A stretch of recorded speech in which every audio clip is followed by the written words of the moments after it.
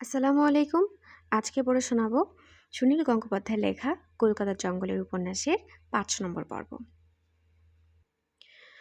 ওরা নেমে যাওয়ার পর কাকাবাবু অন্যান্য মূর্তি আর বাক্সগুলো খুলে দেখতে লাগলেন। বাক্সগুলো খোলা সহজ নয়, এক একটা একেবারে সিল করা। কাকাবাবুর কাছে ছুরি টুরি কিছু নেই। তিনি তার সাঁড়াশির মতো শক্ত আঙ্গুল দিয়ে সেগুলো খোলার চেষ্টা করতে লাগলেন। কোনো বাক্সেই হিরে জহরত নেই, রয়েছে গাঁজা আফিমের মতো নিষিদ্ধ জিনিস। একটা চৌকো বাক্স অনেক কষ্টে খুলে কাকাবাবু চমকে উঠলেন। তার মধ্যে রয়েছে একটা ছোট মাথার খুলি, মনে হয় ৪-৫ বছরের কোনো বাচ্চার। কাকাবাবু এক দৃষ্টিতে তাকিয়ে রইলেন সাদা ধপধপে খুলিটার দিকে। বিদেশে এইসবও বিক্রি হয়? পয়সার লোভে মানুষ কত হীন কাজই না করে। কয়েকটা বাক্স শেষ পর্যন্ত খোলা গেল না।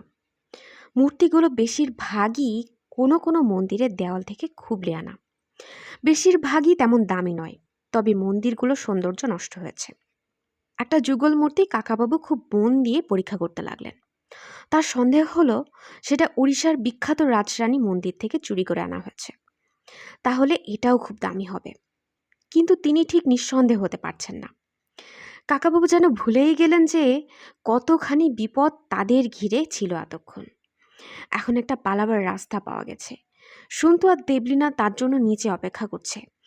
তবু তিনি খুব মনোযোগ দিয়ে পরীক্ষা করতে লাগলেন সেই যুগল মূর্তিটা। হঠাৎ খট করে একটা শব্দ হতেই তিনি চমকে উঠলেন। দেয়ালের দরজাটা আবার খুলে গেছে। সেখান দিয়ে রাজকুমার ঢুকল। সঙ্গে সঙ্গে দরজাটা আবার বন্ধ হয়ে গেল। কাকাবাবু সাবধানে মূর্তিটা নামিয়ে রেখে হালকা গলায় বললেন, আরে কি ব্যাপার? এ তো দেখছি বাঘ আর ছাগল এক খাঁচায়। জগাই মল্লিক কি তোমাকে বন্দি করে ফেললো নাকি? রাজকুমার পকেট থেকে রিভলভারটা বার করে চিবিয়ে চিবিয়ে বলল, আমায় আটকাবে জগাই মল্লিকের এমন সাহস আছে? ওই বেটা ধ্রুব রায় নামে অফিসারটা এসে পড়েছে। সে ঠাকুর ঘরে এসে প্রণাম করতে চায়, তাই আমাকে কিছুক্ষণের জন্য ছাগলের খাঁচায় আসতে হয়েছে। কাকাবাবু বললেন, তা ভালোই হয়েছে, তুমি বসো, তোমার সঙ্গে আমার কাজের কথাগুলো সেরে নিই। রাজকুমার রিভলভারের নলে দুবার ফু দিয়ে বলল, তোমার সঙ্গে আমার আর কোনো কথা নেই রায়চৌধুরী। তোমাকে আমি বিক্রি করে দিয়েছি। এখন তুমি জগাই মল্লিকের মাল। আর তোমার সঙ্গে আমার কোনো সম্পর্ক নেই। বিক্রি করে দিয়েছ? টাকা পয়সা পেয়ে গেছ? সে কথায় তোমার দরকার কি? কিন্তু রাজকুমার, জগাই মল্লিক আমাকে দিয়ে তার কাজ করিয়ে নিয়ে ছেড়ে দেবে বলেছে। আমাকে ছেড়ে দিলেই যে তোমার বিপদ। তোমার কি ব্যবসা তাও আমি জেনে গেছি। আর তোমার কাজ কারবার যেখানে চলে সেই জায়গাটাও খুঁজে বার করা আমার পক্ষে শক্ত হবে না। জগাই মল্লিক তোমাকে ছেড়ে দেবে? সে অত কাঁচা? হঠাৎ হাসি থামিয়ে সে বলল, ছেলে মেয়ে দুটো গেল কোথায়? কাকাবাবু বললেন, তাই তো, কোথায় গেল? আমিও তো ওদের কথা ভাবছি। বাজে কথা বলো না, আমাকে ধোকা দেওয়ার চেষ্টা করো না। ওদেরও এই ঘরে ঢুকে দেওয়া হয়েছিল। ও কি ওখানে, ওখানে ওই গর্তটা? ও হ্যাঁ, মনে পড়েছে। ছেলে মেয়ে দুটো বাইরে একটু হাওয়া খেতে গেছে। এই জায়গাটা বড্ড বন্ধ কি না। কাকাবাবু অনেকটা আড়াল করে বসে থাকলেও মেঝের চৌকো গর্তটা রাজকুমারের চোখে পড়ে গেছে।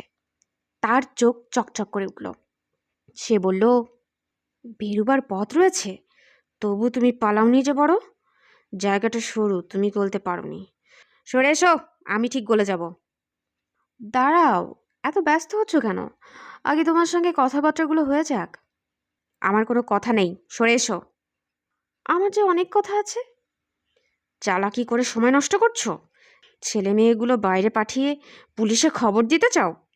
আমি এক্ষুনি গিয়ে ওদের ধরে ফেলবো। এক্ষুনি তো তোমায় যেতে দেব না আমি। রাজকুমার রিভলভারের নলটা কাকাবাবুর কপালে সোজাসুজি তুলে হিংস্রভাবে বলল, রাজা রায় চৌধুরী, আমি ঠিক 10 গুনব, তার মধ্যে সরে না গেলে। কাকাবাবু তার কথা শুনে নিজেই তখন গুনতে লাগলেন, 1 2 3 4 5 6 7 8 9 10। তারপর হেসে হেসে বললেন, কই, গুলি করলে না? রাজকুমার এক পা এগিয়ে এসে গলার আওয়াজে আগুন মিশিয়ে বলল, তুমি কি ভাবছো আমি ছেলে খেলা করছি? তুমি যদি সরে না দাঁড়াও তাহলে আমি তোমাকে কুকুরের মতো গুলি করে মারব। জগাই মল্লিক কি বলবে তাও আমি পরোয়া করি না। আমার কথা শেষ না হলে তোমাকে আমি যেতে দেব না বলেছি তো। রাজকুমার সেফটি ক্যাচটা সরিয়ে ট্রিগার টিপল। শুধু খট করে আওয়াজ হলো, গুলি বেরোলো না। কাকাবাবু এবার হেসে উঠে বললেন, দেখলে দেখলে, আমার হচ্ছে চার্মড লাইফ, আমি গুলিগোলায় মরি না। রাজকুমার বিমূঢ়ভাবে হাতের রিভলভারটা দিকে তাকিয়ে রইল। আরও কয়েকবার ট্রিগার টিপলেও খট খট শব্দ হলো। কাকাবাবু বললেন, ওটা দিয়ে আর কিচ্ছু হবে না, ওই খেলনাটা এখন ফেলে দাও। কাল রাত্রিরে ঘুমের ওষুধ দিয়ে আমাদের অজ্ঞান করে দিয়েছিলে। জ্ঞান হারাবার আগে আমি বুঝতে পেরেছিলাম রিভলভারটা তুমি আবার নিয়ে যাবে, তাই আমি গুলিগুলো সব সরিয়ে ফেলেছি। তুমি একবার চেক করেও দেখোনি। রাজকুমার তখন সেই রিভলভারটাই কাকাবাবুর মাথার দিকে ছুঁড়ে মারবার জন্য হাত তুলতেই কাকাবাবু একটা ক্র্যাচ তুলে ঘুরিয়ে মারলেন তার হাতে। রাজকুমারের হাত থেকে সেটা ছিটকে গিয়ে দেয়ালে লেগে আবার মেঝেতে পড়ল। রাজকুমার এদিক ওদিক তাকিয়ে টপ করে তুলে নিল কাকাবাবুর আর একটা ক্র্যাচ। কাকাবাবু বসেছিলেন, এই সুযোগে উঠে দাঁড়িয়ে পড়লেন দেয়াল ঘেঁষে। রাজকুমারের চোখে চোখ রেখে তিনি শান্তভাবে বললেন, এখন আর ওটা নিয়ে তোমার কোনো লাভ নেই, শুধু শুধু আমার ক্র্যাচটা ভাঙবে। কোনোদিন লাঠি খেলা শিখেছ? আমি শিখেছি। রাজকুমার দুহাত দিয়ে ক্র্যাচটা তুলে খুব জোরে মারতে গেল কাকাবাবুর মাথা লক্ষ্য করে।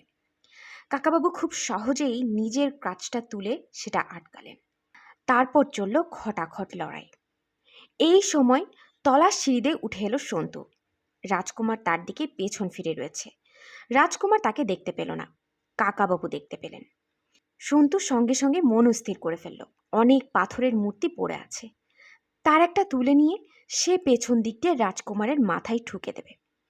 সন্তু এক লাফে উপরে এসে একটা মূর্তি তুলে নিতেই কাকাবাবু বললেন, তোকে কিছু করতে হবে না, এই দেখ।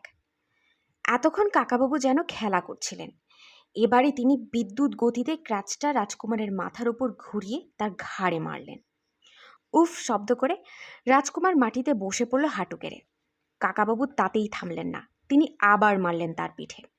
রাজকুমার বলে উঠল, ওরে বাবারে, মেরে ফেললে। কাকাবাবু এক টানে রাজকুমারের হাত থেকে অন্য ক্র্যাচটা কেড়ে নিয়ে সন্তুকে বললেন, ওইখানে দেখ কতগুলো কাপড় পরে আছে, ওইগুলো দিয়ে ওর হাত আর পা বাঁধত। রাজকুমার টান টান হয়ে শুয়ে পড়েছে। সন্তু দু টুকরো কাপড় নিয়ে বেশ সহজে বেঁধে ফেলল ওর হাত ও পা। রাজকুমার ফ্যালফ্যাল করে চেয়ে আছে, কোনো বাধা দিতে পারছে না, তার ঘাড়ে খুবই জোরে লেগেছে।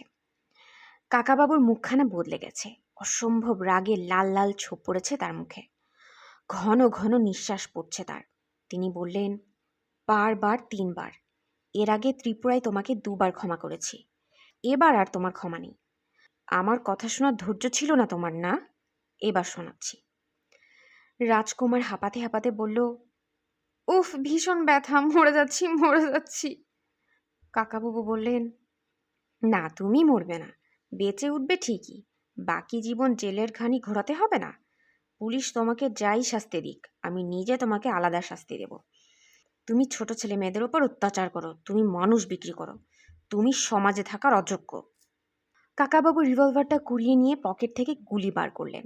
বললেন, আগে ওরা আমাকে সার্চ করেছে, তাই পরে আর পকেট দেখেনি। যাক, এতক্ষণে একটা ভালো মতো অস্ত্র পাওয়া গেল। কাকাবাবু গুলিগুলো রিভলভারে ভরে সন্তুকে বললেন, তুই উপরে উঠে এলি কেন? মেয়েটাকে একা ফেলে এলি? আপনার দেরি হচ্ছে দেখে। তুই চলে যা নিচে। এবারে আপনিও চলুন। যাচ্ছি, একটু পরে যাচ্ছি, আগে এই শয়তানটার সঙ্গে বোঝাপড়া করে যাই, ও যাতে জীবনে আর কোনোদিন কারোর উপর অত্যাচার করতে না পারে সেই ব্যবস্থা করে যাব। আমি থাকি না, একটুখানি একসঙ্গে যাব। না, তোকে এখানে থাকতে হবে না, দেবলিনাকে একা ফেলে এসেছিস, ও যদি ভয় পেয়ে যায় শিগগিরই যা। কাকাবাবুর হুকুম অগ্রাহ্য করতে পারে না বলে সন্তু গর্তটার মধ্যে নামল, কিন্তু বেশি দূর গেল না। সিঁড়ির কয়েক ধাপ নিচে গিয়ে চুপ করে দাঁড়িয়ে রইল। সে ভাবল, কাকাবাবু কি রাজকুমারকে গুলি করে একেবারে মেরে ফেলবেন নাকি? সে কান খাড়া করে রইল, কিন্তু গুলির শব্দের বদলে কিসের যেন ধপধপ আওয়াজ হতে লাগলো। আর রাজকুমার বিকট চিৎকার করে বলতে লাগলো, মরে গেলাম, মরে গেলাম। আর করব না, আর করব না, আর করব না। এবারকার মতো দয়া করুন। না, তোমায় দয়া করব না।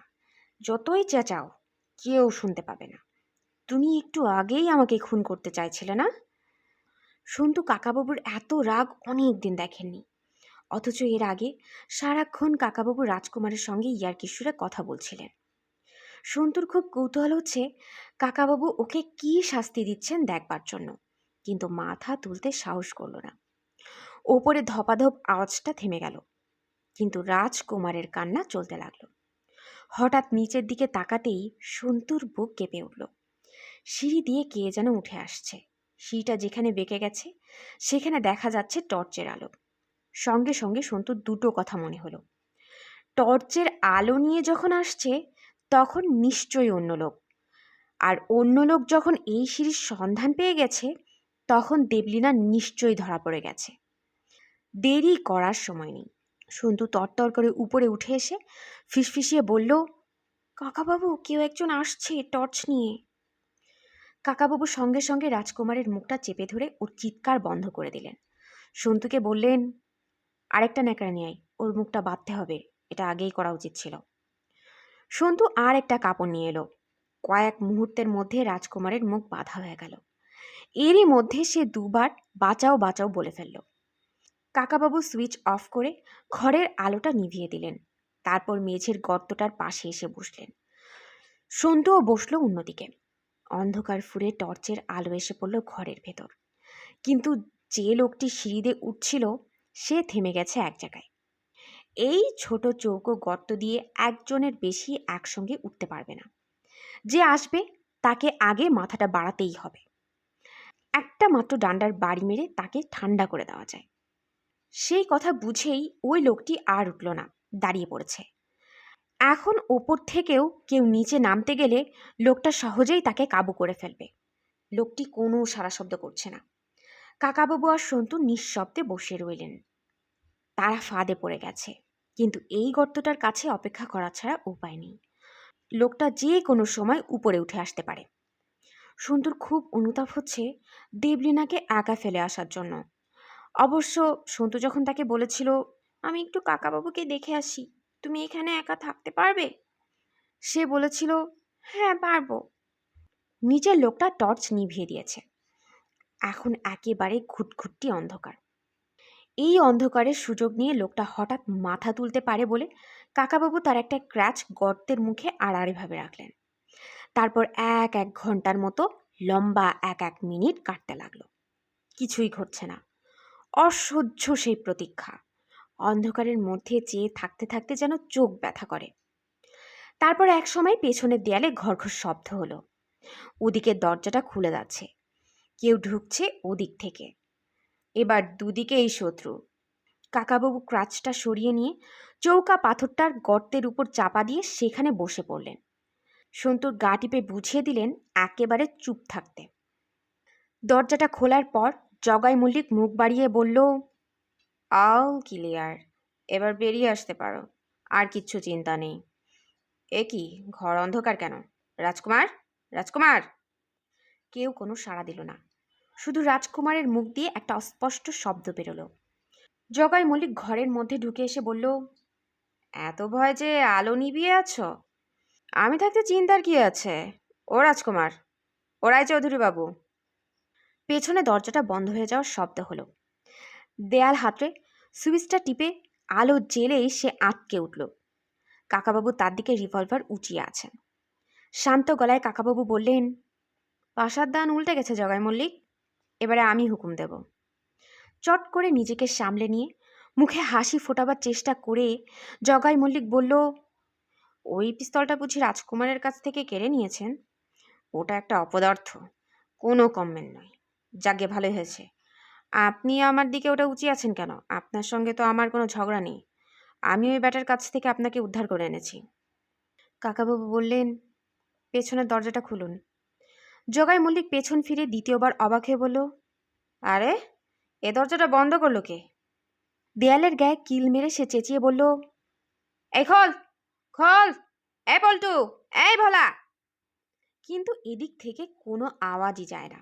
কেউ দরজা খুলল না। খুব সম্ভবত জগাই মল্লিক একাই দরজা খুলে ঢুকেছে। তারপর দরজাটা নিজে নিজেই বন্ধ হয়ে গেছে। জগাই মল্লিক বলল, যাকগে, একটু পরে ওরা এসে খুলে দেবে। কাকাবাবু বললেন, যে করে হোক এক্ষুনি দরজাটা খোলার ব্যবস্থা করুন। ও দরজা তো ভেতর থেকে খোলা যায় না। কোনো গোপন উপায় নেই? না, তার জন্য ব্যস্ত হচ্ছেন কেন? একটু বাদেই আমার কোনো লোক এসে খুলে দেবে। ওরা এখন নিচে পুলিশের লোকদের খাওয়া দাওয়ার ব্যবস্থা করছে। পুলিশ সার্চ করে কিছুই খুঁজে পায়নি। এ কি, আমার বিষ্ণু মূর্তি? মোটে একটা কেন? সে মূর্তি স্বর্গে ফিরে গেছে। অ্যাঁ? আর সেই মেয়েটা? সেই মেয়েটাকে আপনার লোক ঘাট ধরে এই ঘরের মেঝেতে ছুঁড়ে ফেলে দিয়েছিল। তার কপাল কেটে রক্ত বেরিয়েছিল। তবু আপনি কোনো কথা বলেননি। মেয়েটা পুলিশ এসেছে শুনে টিয়া পাখির মতো চেঁচাতে গেল কেন? আপনি বলেছিলেন আপনার ওই বয়সী ছেলে মেয়ে আছে। আপনার ছেলে বা মেয়েকে কেউ ওরকমভাবে ছুঁড়ে দিলে আপনি সহ্য করতেন? আহা, ওসব ছোটোখাটো কথা এখন থাক না। আমার বিষ্ণু মূর্তি কোথায় গেল? ওই মূর্তিটা উদ্ধার করতে গিয়ে আমার সাপে কামড়েছিল। ওটা আপনার হয়ে গেল কি করে? আমি দাম দিয়ে কিনেছি। টাকা দিয়েই সব কেনা যায় না, মানুষও কেনা যায়। কাকাবাবু আস্তে আস্তে উঠে দাঁড়ালেন। একটু সরে এসে বললেন, আপনার লোক এসে কতক্ষণে ওই দরজা খুলবে ততক্ষণ আমার ধৈর্য থাকবে না। তার আগে আমার কাজ শুরু করতে হবে। ওই রাজকুমারের দিকে চেয়ে দেখুন। ওর দুটো বুড়ো আঙ্গুল আমি জন্মের মতো থেতলে দিয়েছি। বুড়ো আঙ্গুল না থাকলে কি হয় জানেন? যার বুড়ো আঙ্গুল থাকে না সে কোনো অস্ত্র ধরতে পারে না। ও এখন হাত দিয়ে অন্য সব কাজই করতে পারবে, কিন্তু কোনোদিন আর ছুরি ছোড়া বন্দুক ব্যবহার করতে পারবে না। রাজকুমার বড় বড় চোখ মেলে চেয়ে আছে। এই সময় বু বু করে কিছু একটা বলতে চাইল। কাকাবাবু বললেন, আমি এখন যা বলবো তার যদি একটুও নড়চড় হয় তাহলে তোমারও এই অবস্থা হবে জগাই মল্লিক। তারপর সন্তুর দিকে ফিরে বললেন, তুই ওই সিঁড়ির পথটা সরিয়ে দে। জগাই মল্লিক দু হাত তুলে বলল, দাঁড়ান দাঁড়ান রায়চৌধুরী বাবু, আগে আমার একটা কথা শুনুন। আমি কি আপনার সঙ্গে কোনো খারাপ ব্যবহার করেছি? আপনার কি চাই বলুন। কাকাবাবু বললেন, আমি চাই তুমি ওই সিঁড়ি দিয়ে প্রথমে নামবে। মেঝের গর্তটার দিকে তাকিয়ে জগাই মল্লিক যেন নিজের চোখকেই বিশ্বাস করতে পারছে না। সে বিড়বিড় করে বলল, সিঁড়ি? ওটার কথা তো আমি নিজেই প্রায় ভুলে গেছিলাম। 10-12 বছর ব্যবহার হয়নি। ওর মধ্যে সাপখোপ কি না কি আছে? সেসব কিছু নেই। সিঁড়ির মাঝপথে রয়েছে একজন মানুষ। সে তোমার লোকও হতে পারে, পুরুষের লোকও হতে পারে। তুমি আগে আগে নামবে। তোমার লোক যদি হয় তুমি বলে দাও যেন গুলি টুলি না চালাই। চালালে তুমিই আগে মরবে। ওখানে কে আছে আমি তো জানি না। তাহলে গিয়ে দেখতে হবে, চলো। শুনুন শুনুন, আগে যা হয়েছে হয়েছে, সব ভুলে যান, সব ক্ষমা করে দিন। আমি আপনাকে আর আপনার ভাইপো ভাইজিকে এক্ষুনি বাড়ি ফেরার ব্যবস্থা করে দিচ্ছি। মা কালীর নাম নিয়ে বলছি, আপনার গায়ে আর কেউ হাত ছোঁয়াবে না। বিপদে পড়লে রাজ্যের শয়তান বদমাইশের ধর্মের কথা মনে পড়ে। আর 1 সেকেন্ড দেরি নয়। আর দেরি করলে প্রথমে তোমার 2 পায়ে গুলি করব। তারপর জোর করে ধাক্কা দিয়ে তোমাকে ওই সিঁড়ি দিয়ে গড়িয়ে দেব। জগাই মল্লিক অসহায়ভাবে এদিক ওদিক তাকালো। রাজকুমার আবার বুবু করে শব্দ করলো মুখ দিয়ে। কাকাবাবু তার দিকে তাকিয়ে বললেন, তুমি এখানেই পড়ে থাকবে। কই জগাই মল্লিক, নামো। জগাই মল্লিক গর্তটার কাছে মুখ নিয়ে কাপা কাপা গলায় বলল, এই, নিচে কে আছিস? আমি বড়বাবু, আমি আসছি। তলা থেকে কোনো সাড়া এলো না। কাকাবাবু একটা ক্র্যাচ তুলে নিয়ে বললেন, আমি এটা দিয়েই কাজ চালাবো। সন্তু, তুই আরেকটা নিয়ে আয়। তুই আমার পেছন পেছন আসবি। জগাই মল্লিক মোটাসোটা মানুষ। পুরো সিঁড়িটা তার শরীরে ঢেকে আছে। কাকাবাবু তার পিঠে রিভলভারের নল ঠেকিয়ে নামতে লাগলেন। জগাই মল্লিক এক ধাপ করে নামছে আর চেঁচিয়ে বলছে, হেই, কে আছিস? আমি বড়বাবু রে, আমি বড়বাবু। সিঁড়িটা যেখানে প্রথমে বেঁকেছে সেখানে সে থমকে দাঁড়ালো। কাকাবাবু বললেন, থেমে লাভ নেই, আবার চেঁচিয়ে দেখো তোমার লোক আছে কিনা। এগোতে তোমাকে হবেই। জগাই মল্লিক আবার চেঁচালো। কোনো সাড়া এলো না। তারপর সে বাঁকের মুখে এক পা রাখতেই ওপাশ থেকে দুটো হাত বেরিয়ে এসে তার গলা ধরে টেনে নিয়ে গেল চক্ষের নিমিষে। কাকাবাবু এক পা পিছিয়ে এলেন। জগাই মল্লিকের ভয়ার্ত চিৎকারের সঙ্গে সঙ্গে শোনা গেল একটা ভারী শরীর গড়িয়ে পড়ার শব্দ। যে টেনে নিয়েছে সে সিঁড়ি দিয়ে তাকে ঠেলে ফেলে দিয়েছে। গড়ানোর শব্দ আর চিৎকার দুটোই একসঙ্গে থেমে গেল। কাকাবাবু দৃঢ় গলায় বললেন, ওপাশে কে? বাঁচতে চাও তো সরে যাও, নইলে আমি গুলি করব। এবারে একজন বলে উঠল, আমার সাহাব কোথায় আছে? তোমাদের সাথে আছে? সন্তুর সর্বাঙ্গে একটা শিহরণ খেলে গেল। এই গলার আওয়াজ তার চেনা। এ তো টাইগার নামে বিশাল চেহারা সেই লোকটা। টাইগার উপরেই একটা ঘরে বসেছিল, কখন নিচে নেমে গেছে আর সিঁড়ির মুখটা খুঁজে পেয়েছে। এই টাইগার কিন্তু সন্তুর সঙ্গে খারাপ ব্যবহার করেনি। সে প্রভুভক্ত। সে তার সাহেবের খোঁজ নিতে এসেছে। সন্তু কাকাবাবুর পিঠে হাত দিয়ে তাকে থামিয়ে দিয়ে বলল, টাইগার জি, তোমার সাহেব নেই, তুমি সরে যাও, আমাদের যেতে দাও, আমাদের সঙ্গে সত্যি সত্যি রিভলভার আছে। ওপাশ থেকে টাইগার বলল, আমার সাহাব মরে গেছে? কাকাবাবু বললেন, না, সে মরেনি, কিন্তু তার চাকরি আর তোমাকে করতে হবে না। তুমি যদি বাঁচতে চাও তা পালাও। সাহাবের জন্য আমি জান দেব, তবু ভাগবো না। তোমার সাহাবের জন্য তোমাকে জান দিতে হবে না, তবে সাহাবের সঙ্গে যদি একসঙ্গে জেল খাটতে চাও তবে থাকো। কাকাবাবু বুঝে গেছেন টাইগারের কাছে কোনো আগ্নেয়াস্ত্র নেই, ছুরি টুরি থাকতে পারে। তিনি মাথাটা বাঁ দিকে হেলিয়ে টাইগারকে এক পলক দেখে নিলেন, তারপর বললেন, সময় নষ্ট করো না, এবার তোমার পায়ে গুলি চালাবো, তুমি পিছু হাঁটো। টাইগার কয়েকটা সিঁড়ি নেমে যেতেই কাকাবাবু চট করে বাঘ ঘুরে বললেন, দাঁড়াও, আর এক পা নড়বে না, নড়লেই গুলি চালাবো। শোনো, তোমাকে আমি ছেড়ে দিতে রাজি আছি, কিন্তু তার আগে বলো আমাদের সঙ্গের মেয়েটি কোথায়? তার কোনো ক্ষতি হলে তোমায় শেষ করে দেব। সে লাড়কি নিচে পড়ে আছে। ঠিক আছে, আগে তাকে দেখতে চাই, তারপর তোমাকে ছাড়বো। এক পা এক পা করে নামো। কিন্তু টাইগার এবারে দৌড় মারার চেষ্টা করলো। কাকাবাবুর সঙ্গে সঙ্গে গুলি চালাতেই সে আছড়ে পড়ল। সেই সঙ্গে সিঁড়িতে প্রচণ্ড শব্দ হলো গুলির। কাকাবাবু সন্তুর দিকে ফিরে বললেন, ইচ্ছে করে ওর গায়ে গুলি করিনি, শুধু ওকে ভয় দেখিয়েছি। ও বোধহয় এতক্ষণ বিশ্বাস করছিল না। তারপর তিনি হেঁকে বললেন, এই ওঠো টাইগার, এক পা করে নামবে। দেবলিনা যদি ঠিকঠাক থাকে তবে তোমায় ছুটি, আর তা না হলে এতে আরও যে কয়টা গুলি আছে সব তোমার মগজে ভরে দেব।